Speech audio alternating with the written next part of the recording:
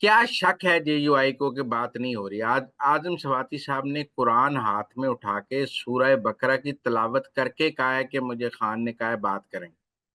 तो अब हम्म। कामरान मुर्तजा साहब को कुरान मजीद के ऊपर सूरह बकरा की तिलावत के बाद जो कसम खा के बात की गई है उस पर यकीन नहीं है, और वो कहते हैं असद कैसर कहेगा तो यकीन आ जाएगा। मुझे ये भी बड़ी मज़ाक खेज बात लगी। मतलब आजम सवाती साहब की वीडियो उनको दिखा दें, उन्होंने कुरान मजीद हाथ में पकड़ा हुआ है, सूरह बकरा की वो तिलावत कर रहे हैं, कसम वो खा रहे हैं और कह रहे हैं कि खान ने मुझे कहा है एस्टेब्लिशमेंट से बात करें और मेरी मुलाकात वो कह रहे हैं बुध वाले दिन तय है। और कामरान मुर्जा साहब कह रहे हैं कि नहीं अभी हमें इबाम है, असद कैसर साहब क्लैरिफाई कर दें। भाई कुरान तो उतने की क्लैरिफाई कर दीजिए। सर वो सेक्रेटरी जनरल साहब हैं, सलमान अकरम राजा साहब, वो कह रहे हैं कि आजम सवाती शायद अपने तौर पर कर रहे हैं, पीटीआई के प्लेटफॉर्म से कोई बात नहीं हो रही। देखो आजम सवाती ने कब कहा है मैं पीटीआई की बात कर रहा हूँ? वो कह रहे हैं मुझे इमरान खान ने कहा है। हम्म। अगर अगर सलमान अकरम राजा को भी आजम सवाती के कुरान पे एतबार नहीं कि मेहनते है, तो उसमें मेरी गाल समझो। मुझे तो यही किसी ने बताया कि अगर कोई कुरान उठा के कोई बात कह दे तो फिर उस पर शक की गुंजाइश नहीं है, ये उसका और अल्लाह का मामला है। ठीक है ना? हम्म। अब कामरान मुर्तजा साहब को भी चाहिए आजम सवाती साहब की वो वीडियो देख लें जिसमें वो कुरान मजीद हाथ में उठा के सूरह बकरा की तिलावत करके झूठों पे लानत डाल के तो ये कह रहे हैं कि मुझे खान ने कहा है कि मेरी जेब में खोटे सिक्के हैं, मेरे जो और लोग एस्टेब्लिशमेंट से मिलते हैं वहां मेरी बुराइयां होती हैं और मेरे लोग हंसते हैं, मेरा मजाक उड़ाते हैं। आजम सवाती तुम जाओ और मेरे लिए बात करो। जरा आप सुने, तुम जाओ और मेरे लिए बात करो। ये आए है। अब इसमें भाम वाली तो मुझे कोई बात लगती नहीं। उसके बाद उन्होंने नदीम मलिक के इंटरव्यू में कहा है कि मेरी बुध को मुलाकात है, लेकिन जी। साथ ये भी कहा है कि वो किसी जर्नैल या किसी स्टैब्लिशमेंट के बंदे से नहीं है।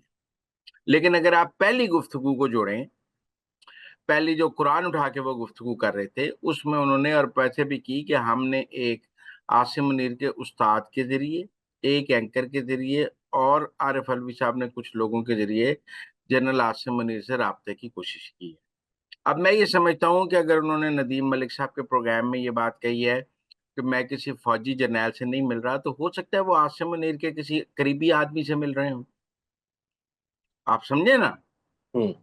जब वो कह रहे हैं कि मेरी बुध को बड़ी अहम मुलाकात है, हालांकि मुझे ये लगता है कि इस मुलाकात से होना कुछ नहीं, पर अपने बरादरम जावेद चौधरी साहब ने कहा है बुध को खुशखबरी आ जाएगी। अब मैं मतलब बरादरम जावेद चौधरी साहब को गलत नहीं कह सकता, मुझे नहीं लगता खुशखबरी आएगी।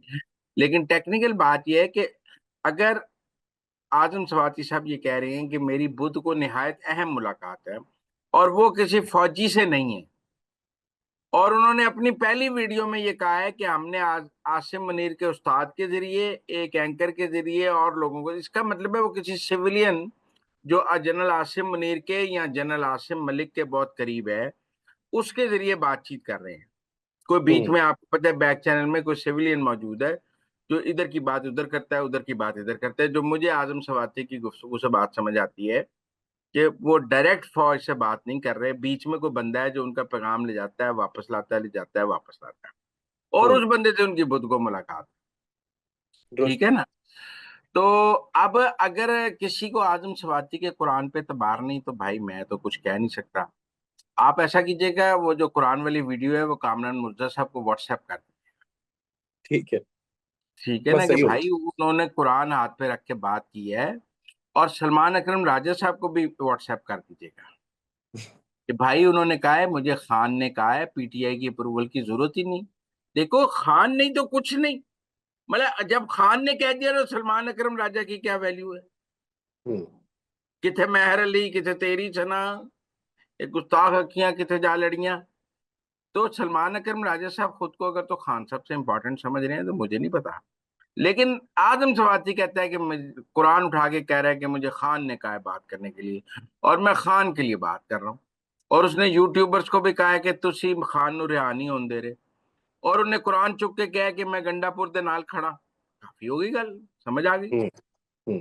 अब जो आज करक में आपको पता है कन्वेंशन हुआ, वहां जी। पे प्ले कार्ड्स क्या थे? मोहसन नकवी और बैरिस्टर साहब भाई भाई। बिल्कुल बिल्कुल। तो ਇਹਦਾ ਮਤਲਬ एक पीटीआई कड़क के अपनी ही हुकूमत के खिलाफ मुजाहरा कर रही थी, कन्वेंशन कर रही थी। ਉੱਥੇ हाँ, ਕੋਈ ਵਫਾਕੀ हुकूमत के खिलाफ प्ले कार्ड नहीं सन। ਉੱਥੇ बैरिस्टर ਉਹਨਾਂ ਦੀ सैफ के ਆਪਣੀ खिलाफ। केपी ਦੀ हुकूमत के खिलाफ ही बरिस्टर साहब के खिलाफ प्ले कार्ड सन। तो टेक्निकली तो वो जुनेद अकबर जो है वो गंडापुर के खिलाफ कर रहे हैं। तो हम्म, ऐसे में एस्टेब्लिशमेंट से क्या बात हो सकती है? एस्टेब्लिशमेंट एंजॉय कर रही होगी। बिल्कुल ठीक हो गया। अच्छा सर, दूसरी तरफ हुकूमत के जो वहां पर इत्तेहाद में अगर कोई दरार आ रही है तो यहाँ भी आ रही है।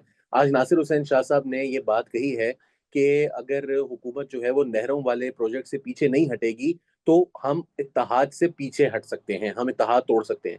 आप इस पर क्या कहेंगे? अच्छा, आपने नासिर शाह साहब की गुफ्तगू सुनी? अपना जी। अपना मिजाज है ना। मैंने मुराद अली शाह साहब की गुफ्तगू सुनी। ठीक है। हम्म। हम्म। अब मुराद अली शाह साहब ने क्या कहा है? मुराद अली शाह साहब ये कहते हैं कि जो लोग हमें ये कह रहे हैं कि हुकूमत से बाहर आ जाएं, क्या उन्हें ये अंदाजा है कि जब हम हुकूमत से बाहर आ जाएंगे तो कोई नई हुकूमत नहीं बन सकेगी? हम्म। और जब कोई नई हुकूमत नहीं बन सकेगी तो फिर मुल्क में टेक्नोक्रेट आ जाएंगे और निगरान आ जाएंगे। ट्रू। तो फिर तो नहरें बनानी बहुत आसान हो जाएंगी। पहले भी जो नहरों की अप्रूवल हुई है इरसा से, वो निगरान दौर में हुई है। जी। वो कहते हैं जो लोग हमें ये कह रहे हैं कि मौजूदा सिस्टम को गिरा दें नहरों पर, वो नहरों की राह हमवार कर रहे हैं। हम्म। क्योंकि इस वक्त तो नहरों की राह में पॉलिटिकल प्रेशर है ना, पीपल्स पार्टी का। जी जी जी। फर्ज कर ले पॉलिटिकल प्रेशर खत्म हो जाता है, हम्म। टेक्नोक्रेट आ जाते हैं, फिर क्या होगा? जैसे काकड़ का दौर था, मतलब सिंध में एक निगरान वजीर आला होगा, वो नहरों के ऊपर दस्तखत कर देगा। जी, और ना भी करे उस वक्त तो फिर कोई फायदा नहीं ना है, क्योंकि पॉलिटिकल तो तो बात ही इसलिए आप मुराद अली शाह साहब की गुफ्तगू सुना करें ठीक कि है। हो कुछ भी हो जाए, ऐसी हुकूमत नहीं छड़नी। ठीक हो गया। मेरी गल समझो। वो कहते ने नहरे और नो नहरे, हुकूमत नहीं छड़नी, ना हुकूमत की हिमायत छड़नी है। ठीक हो गया। अच्छा सर, आजम नजीर तारड़ साहब खूब गरजे बरसे हैं। उन्होंने कहा है कि जजेस जो हैं उन्होंने अगर केसेस नहीं सुनने तो घर चले जाएं, ये कोई शाही दरबार नहीं है, आईनी अदालतें हैं। ये वही आजम नजीर तारड़ साहब हैं जिन्होंने जजेस को जो है वो रखवाना था। तो उन्होंने एक जो है वो फोन आया था जनरल बाजवा साहब का, और उन्होंने जाकर वोट दे दिया था बंदयाल साहब के जजेस को। तो ये जो सिखाए किसने हैं ये आदाबे, जो क्या कहते हैं उसको, एक शेर है ना, कि जरा वो खुल के आ रहे हैं, ये क्या वजह है इसकी? देखो जी, जब तो जुडिशरी के पास एसएचओ था तो जुडिशरी की बदमाशी थी। हम्म। अब जुडिशरी के पास एसएचओ नहीं है, जुडिशरी की बदमाशी नहीं है। सादा सी बात है। इसका मतलब उमर अताब बंदयाल साहब उस वक्त भी अपने जज लगवाने की पोजीशन में नहीं थे बतौर चीफ जस्टिस पाकिस्तान। हम्म। खून बाजवे की, उन्हें भी फौज की जरूरत थी अपनी मर्जी के जज लगवाने के लिए। और उन्होंने बाजवा साहब से कहा कि मेरी मर्जी के जज नहीं लग रहे तो मैं इस हुकूमत को घर भेज दूंगा। आप मुझे कहते हैं इस हुकूमत को घर नहीं भेजना, तो फिर आप मेरी मर्जी के जज लगवा के दें, वोट लेके दें। तो एक मीटिंग में जब आजम नजीर तारड़ और अटॉर्नी जनरल ने वोट खिलाफ डाला था, अगली मीटिंग में हक में डाल दिया। दुरुस्त। आप उस तरफ ही रेफरेंस करें। हम्म। देखिए, इस वक्त मामला बाबर सितार साहब का और मोहसिन अख्तर कियानी, ये जो इस्लामाबाद हाई कोर्ट में जो हो रहा है, हम्म। ठीक है ना। और जी जी। आजम नजीर तारड़ साहब ने टेक्निकली बाबर सितार साहब को ललकारा है कि ये केस नहीं सुनने तो घर जा। हम्म। शाही दरबार तो नहीं है। आप मैं ये समझता हूँ कि ये मामला अब आहिस्ता आहिस्ता, एक तो सीनियोरिटी वाला मामला आईनी बेंच में अगले हफ्ते लग रहा है, वहां डिसाइड हो हम्म। जाएगा और सरफराज डोगर साहब की कॉन्स्टिट्यूशनल लेजिटिमेसी बन जाएगी और वो 18 को पक्के चीफ जस्टिस भी हो जाएंगे।